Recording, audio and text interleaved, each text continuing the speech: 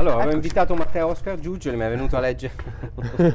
Come stai? Matteo Bene, Oscar grazie. Giugioli. Allora, Bene, grazie. Molto e questo bene. angolo qua ti puoi riposare, perché Vero. tu sei reduce dal set. Sì. Tu passi dal set all'hotcore. Possiamo solo dire che set è, dopodiché non possiamo più parlare del progetto, però. Sì, stiamo girando la nuova serie di Sidney Siviglia su Yacht 83, appunto. E basta, ho- appunto. Non so cosa devi Sì, dire. Sidney, Francesco e Basta e Lice Filippi, sono tre Tre. regie.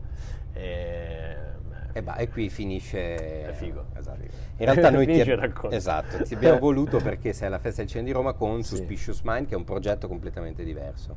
Sì, sì. Suspicious Mind è figo. È figo, è fighissimo perché è un film intelligente. C'è un tipo di scrittura anche sexy per certi aspetti, proprio a livello intellettuale, molto, molto sexy, molto sottile. Come sei entrato? Come ci sono entrato? Cioè, t'han chiamato sceneggiatura, provino, Ah, in classico. quel Sì, senso sì. che ci sono entrato? Beh, Provini, Classico. sì, classico, Provini. E? Sono piaciuto. Sono piaciuto. No, come ci sono entrato è bello perché no, non posso dirlo. Non puoi praticamente non puoi di niente. No, perché c'è Emiliano Poi- Corbi mi ha mandato che è il nostro regista. Sì. È un film dove quello che si può dire è molto sottile perché Ah, ok, lo perché se dici spoiler troppo è è- proprio a tanto così.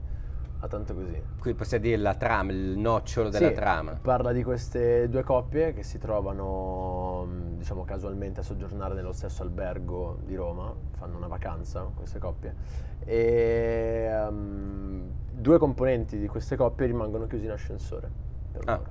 Per un'ora.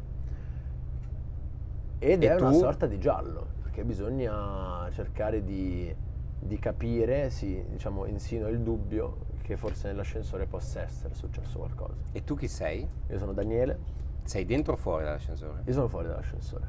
Io sono fuori dall'ascensore e diciamo che i rispettivi partner dell'altro che stava dentro l'ascensore reagiscono in maniera diversa a questo fatto.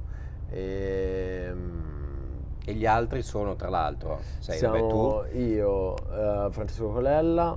grande Francesco Colella, Francesco Colella, attore. Sì, abbiamo iniziato oggi un gioco, i miei amici, io e Tobia De Angelis, che è il mio coinquilino, e trova Francesco Colella, perché Francesco è in tutti i film. Esatto, tra l'altro sarà in Volare di Margherita Bugli Esatto, pure. esatto. Domani.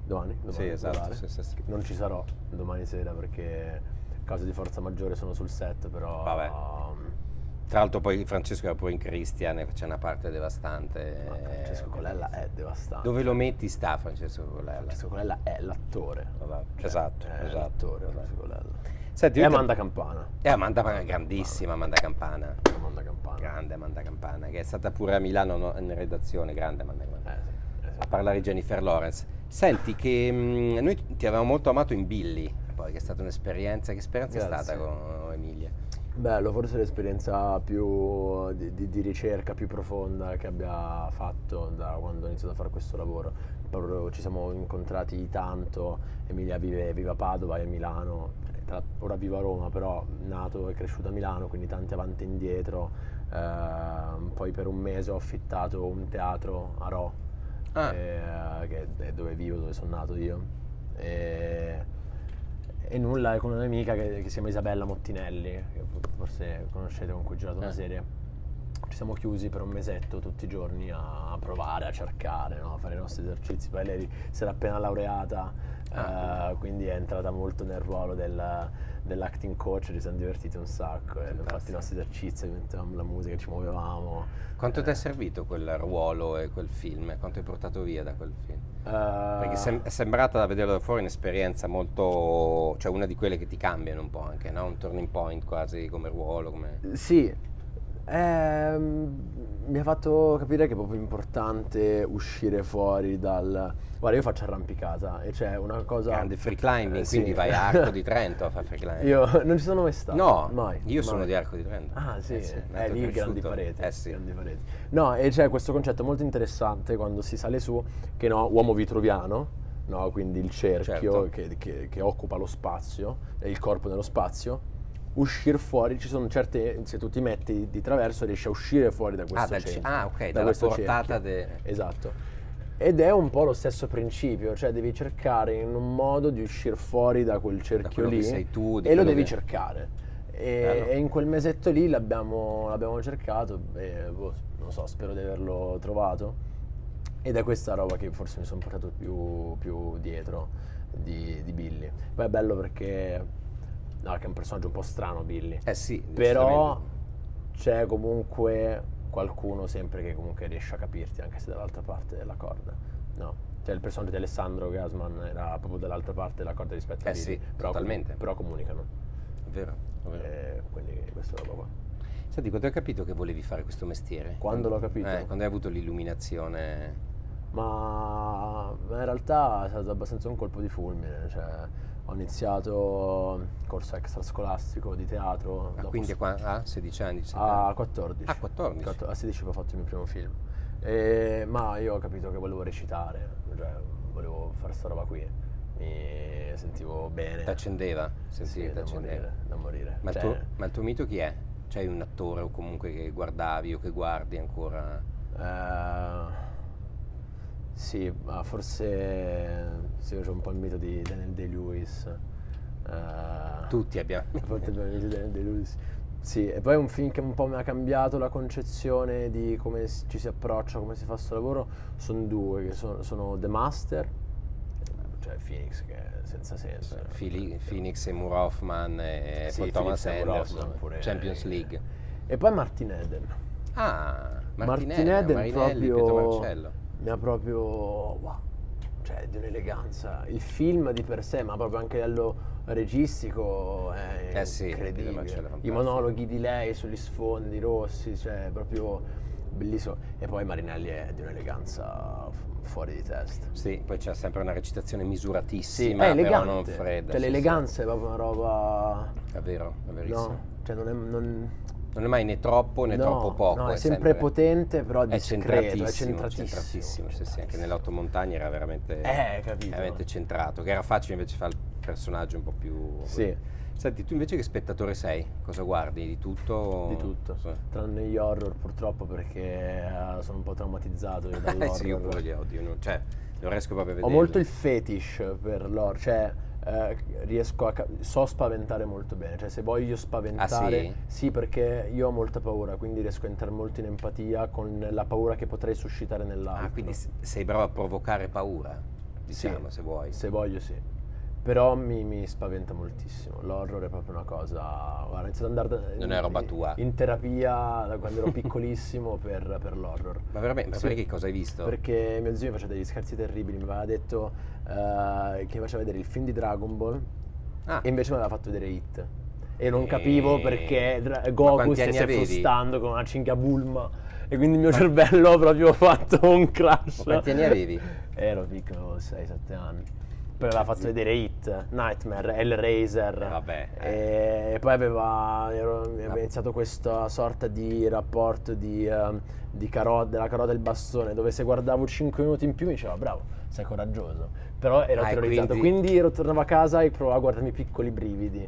E poi c'era un episodio di Piccoli Brividi che mi ha ucciso, che era quello non so se vi ricordate, della bambola, uno spirito che entrava in una bambola, che se tu rompevi la bambola poi entrava nella persona, e questa roba qui mi aveva Madonna. fatto andare fuori di testa. E mi ricordo quando ero piccolo, vedevo, cioè io veramente ho una fantasia molto molto viva, molto fervida, e io mi ricordo che vedevo questa cazzo di bambola che spuntava fuori dalla porta e mi guardava e io ero terrorizzato. E mi ricordo da piccolo di aver chiesto a mia mamma se ci fosse un modo per cancellarmi la memoria, talmente ero traumatizzato a questa cosa qui.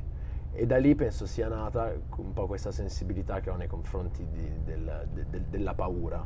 Ok, quindi horror niente. Sì, però è un rapporto sì, abbastanza strano con la paura, con ciò che... Ma il tuo film del cuore invece qual è? Qual è quello che ti rassicura invece che vai e...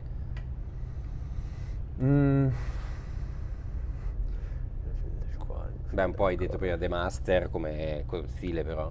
Forse Arrival. Arrival di Denis Villeneuve. grande Amy Sì, Adams. che Arrival è proprio un film che mi ha Sì, bellissimo. spezzato. Oppure anche The Tree of Life.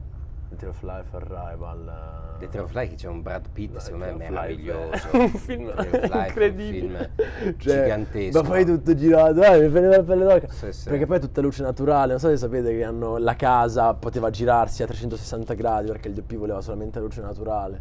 È un film Poi incredibile. Jessica Chastain, le scene sulla spiaggia, i bambini, È un film della Sean paura, è Penn, un l'inquadratura di Sean Penn in ascensore. Pure Milk mi aveva Milk. abbastanza Grande, rotto. Sì, sì. Però sì. Tree of Life, per esempio, è uno di quei film che ogni tanto ti ritornano dei pezzi di immagine proprio in Sì. testa, mi mettono la casa, Anche lui. Babel. Anche Babel, bellissimo. Con Brad Babel, Pitt anche Babel. lì, Sì. brizzolato al Brad telefono Pitt in è un Marocco. attore- Brad Pitt, dove è prendi Brad Pitt? gigante, è uno degli attori più Tra l'altro grandi Brad della Pitt ha storia. sempre scelto benissimo, perché Sì. è raramente ha fatto un film che fa schifo Sì, Brad Pitt, sì, quindi sì, è vero. grande lezione. vero. Senti, ti vedremo quindi nella prossima serie, poi c'è altra cosa nel cassetto? Che Allora ovviamente ci non potrai vediamo, dire. vabbè, qua a Roma appunto con Suspicious Suspicious Mind, Mind. con Volare, poi ci vedremo con Hanno ucciso l'uomo ragno, poi, 2024. esatto. E poi adesso appena finisco di girare Hanno ucciso l'uomo ragno, torno a Milano perché inizio a girare un'opera prima molto, molto bella che ho proprio bisogno di raccontare insieme al regista che si chiama Lorenzo Chierici. È una storia meravigliosa di questo ragazzo che si chiama Daniel. Che saresti tu. Sì, e quindi vedo l'ora. sto Bello. proprio- Free climbing? Free C'è. climbing non C'è. c'è. Non c'è. No, non nel film, nella tua vita c'è. Nella vita sì, E c'è. dove la fai? palestre? Vicino, sì, tanto in palestra, c'è una bellissima palestra vicino casa e vado spesso.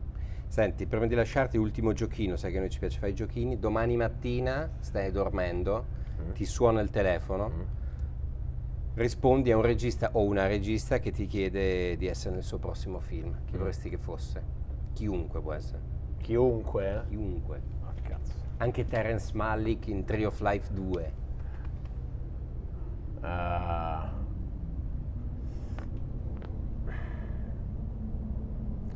Paul Thomas Anderson. Paul Thomas Anderson. Sì. Che tra l'altro Paul Thomas Anderson sta finendo di scrivere il prossimo film, ci sarà Leo DiCaprio. Ah sì? Pare che abbia firmato, quindi Paul Vedi, chiama che insieme facciamo a DiCaprio Leo. qualcosa, anche una particina, intanto anche una Sì, particina. ma sì, due pose. Grazie mille. Grazie a voi. È stato per noi.